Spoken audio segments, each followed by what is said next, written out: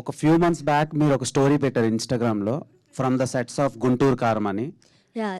So Guntur కారం sets నుంచి pics పెట్టిన తర్వాత కొంతమంది ఎక్స్పెక్ట్ చేశారు, కానీ సినిమాలో మీరు లేరు. దానికి రీజన్ ఏంటి? అంటే నేను యాక్ట్ చేశానండి, ఒక 4 days షూట్కి వెళ్ళాను.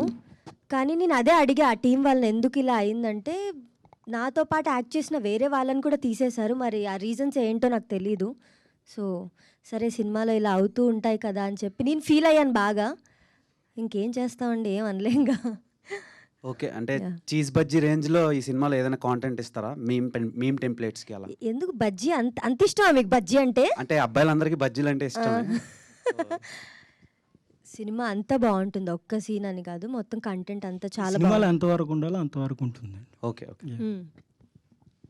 లక్ష్మణ్ వర్మ గారు చెప్పండి సార్. సార్, ఇది కంటెంట్ పర్ఫార్మెన్స్ వైజ్గా ఇద్దరు ఫ్రెష్ యాక్టర్స్ అండ్ డెబ్యూ వాళ్ళ ఫిలిం ఇది. సో మీకెంత టఫ్ ఛాలెంజ్ అది వాళ్ళ నుంచి పర్ఫార్మెన్స్ ఎక్స్ట్రాక్ట్ చేయడానికి?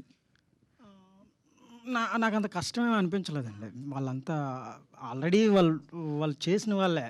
తను ఉప్మా తినేసింది, అందులో చాలా బాగా చేస్తాడు తను. సో ఇవన్నీ కుషిత కూడా నాకు కావాల్సిన కుషితలో ఏంటంటే యాక్టింగ్ కన్నా ఒక డాక్టర్ క్యారెక్టర్. తను డాక్టర్ ఆ స్కిన్ టోన్ ఉండడం వల్ల నేను తను తీసుకోవాల్సి వచ్చింది. సో అంతే తప్ప అందులో ఆ పర్ఫార్మెన్స్ ఆటోమేటిక్గా వచ్చేస్తుందండి. నేను అంతగా ఎక్కువ వాళ్ళని వాళ్ళు నన్ను ఇబ్బంది పెట్టలేదు, నేను వాళ్ళని ఇబ్బంది పెట్టలేదు. కుషిత గారు,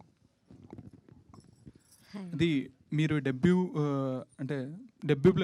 మూవీ ఇది సోషల్ మీడియా ప్లాట్ఫామ్ నుంచి బిగ్ స్క్రీన్ మీదకి వస్తున్నారు.